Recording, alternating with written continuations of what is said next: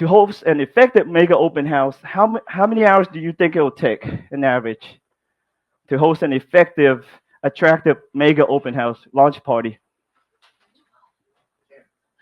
10? About 30, at least in my definition. So 1 or 2 weeks prior to the open house, right, when you after you take on the listing appointment, either during the listing consultation, I try not to use the appointment, it's the consultation. I'm coming to give you consultations.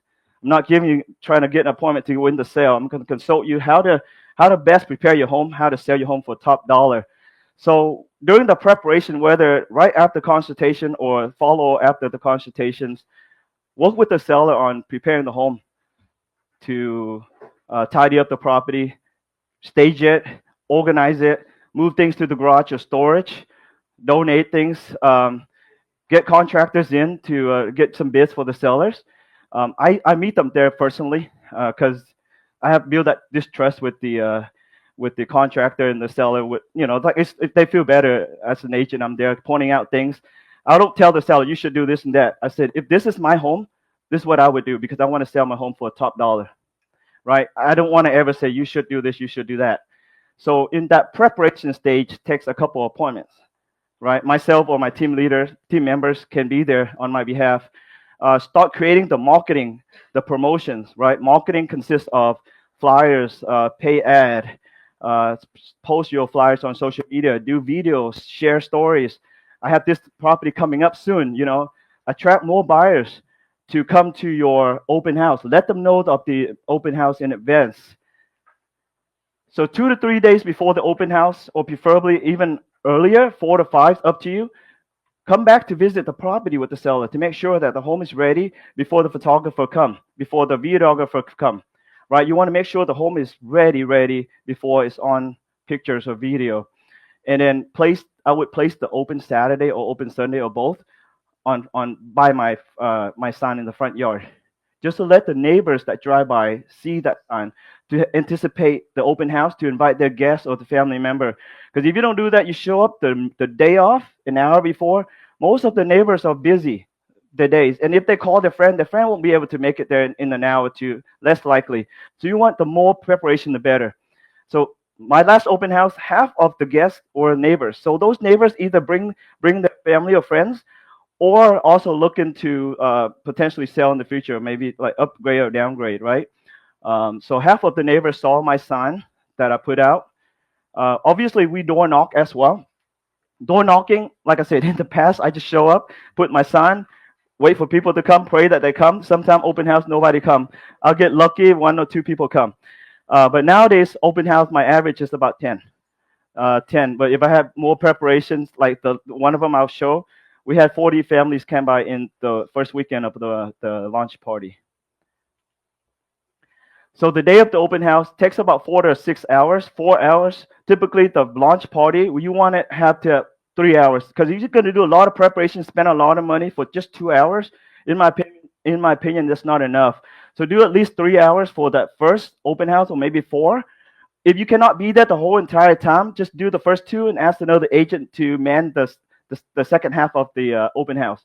Right? Lots of agents love to do it, and when you advertise the 4 hours, giving the guest an opportunity, more guest opportunity to come. So obviously the setup consists of, like I said, the sign a few days before. We would drive the neighborhood, put up for open house the directional sign. We don't want to put it too early because if the guests follow the sign and we're busy door knocking or do another thing, then they may not be happy. But as far as door knocking, if possible, door knock the day or 2 days before the open house. That's, again, giving the guests enough time to invite their family and friends to come. Because you do it an hour before, even the neighbor, they don't have time to come at that time. They all have plans, right? So do it before, the afternoon before or 2 days before. So the personal touches is bringing flowers to the open house. Maybe the home doesn't have any flowers. Bring a vase of flowers or a pot of flowers, air freshener if necessary, if there's not one installed, or burn candles. Turn on some soothing, relaxing music, right, on the TV or just a speaker. And then lastly, post open house follow-ups. Follow-ups can be 3 to 6, but obviously it could be infinity, because those are the leads that you want to nurture and continue to nurture the leads, right? Follow-ups within 24 hours, not wait. Even though you have it Saturday, sometimes Grace maybe not don't want to bother them on Sunday, but do it Monday morning. Follow up when it's still fresh in the mind. And then the key is, a lot of time we use app or on the notepad, sign-in sheet. Make note. Everybody come in, try to create the connection with the guest. Make a note next to it, because you have 20 guests come in and you don't know which one you have that create a connection. If a guest say, my daughter's from Austin looking to move here, obviously there's a comment box. They may not put that, but you yourself make some comments so that when you call the guest, you can relate to them, and they can relate. Oh yeah, he remembers me. But if you say, oh yeah, oh by the way, your husband came, you're like, what? I'm single, right? Just so make as much note as you can, because you don't want to offend them, right? So as far as nurturing leads, follow up, phone call, text message, send them an email, or better yet, a video, a short video, 10-second, 20-second, just thanking them to the open house, and follow up with what value you can bring to them. More than half of the guests will have an agent, or sometimes they think they have an agent. So I don't ask, do you have an agent? Because they said, yeah, but yet they don't have anything signed, or they think of an agent they met years ago. I would ask, are you currently working with an agent?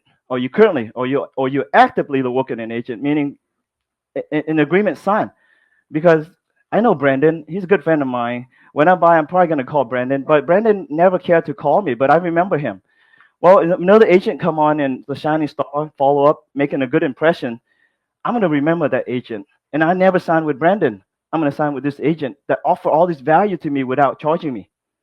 So don't ask, do you have an agent? Because I hear agent or a co-host ask, are you actively working with an agent?